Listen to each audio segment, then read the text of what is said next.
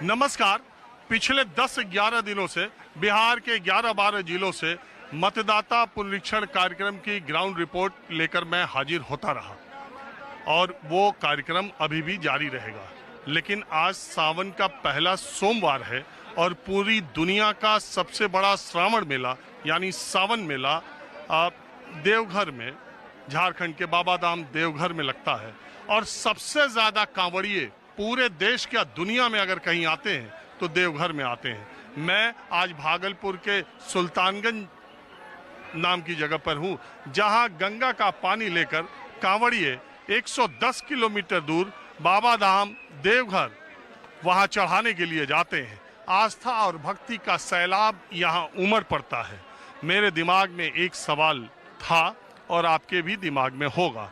यहाँ से 1500 किलोमीटर दूर देश की राजधानी दिल्ली से हरिद्वार जाने वाले कांवड़ियों की संख्या अच्छी खासी होती है, लेकिन यहाँ के कांवड़ियों के मुकाबले बहुत ही कम।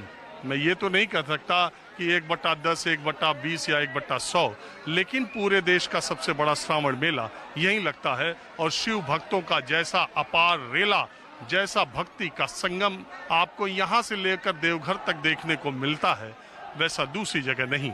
आप आए दिन पश्चिमी उत्तर प्रदेश की सड़कों पर कांवड़ियों द्वारा गाड़ियों को रोकना, टूटना, पलट देना, दुकानों में तोड़फोड़ करना, तमाम गुप्ता और गुलफाम की कहानियां सुनते और देखते रहते हैं। पश्चिमी उत्तर प्रदेश में कांवड़ियों का क्रोध, गुस्सा सड़कों पर उतरते हम लगातार कई सालों से देख रहे हैं।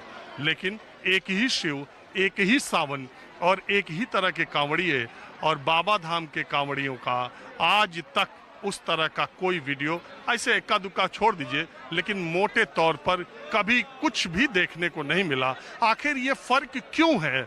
और इतने बड़ा जनसैलाब जहाँ पर है, इतनी बड़ी संख्या में आस्था जहाँ उमड़ रही है, ठीक उसी तरह वही भगवान शिव, वही सावन, वही कांवड़, वही गंगा का पानी, तो फिर एक तरफ इतना शांति से और इस तरह से और दूसरी तरफ वहाँ का तो रोज ही आप समाचार सुनते रहते हैं। मेरे दिमाग में भी ये बात आई तो मैंने सोचा कि आज सुल्तानगंज, जो बिहार के भागलपुर में पड़ता है और यहाँ से तकरीबन 110 किलोमीटर दूर बाबा धाम देवघर का स्थान पड़ता है, मैं पूरे रास्ते चलूं और देखूं कि कांवड़ियों के बीच माहौल क्या है और क्या फर्क है यहाँ के और वहाँ के कांवड़ियों में। आप भी देखिए।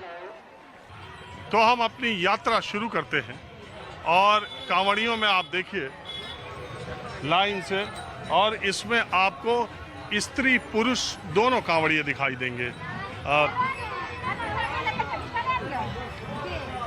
आपका नाम क्या है? ममता। कहाँ से आई हैं? बोकारो से। आप लोग साथ हैं? हम बोकारो जिला के अंतर्गत ललपनिया गांव का निवासी हूँ।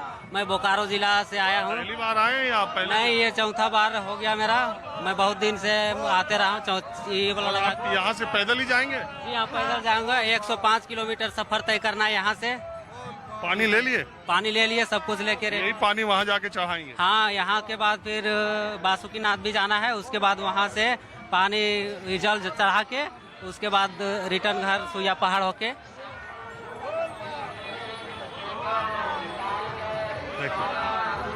तीन तरह के कांवड़िए यहाँ पर जाते हैं। एक जिन्हें डाक बम कहा जाता है, यानी कि वो रास्ते भर रुकते नहीं हैं। दूसरे रुक रुक के जाते हैं। तीसरे जमीन पर लेट करके जाते हैं, जैसे बोल बम, बोल बम, बोल बम, जैसे ये।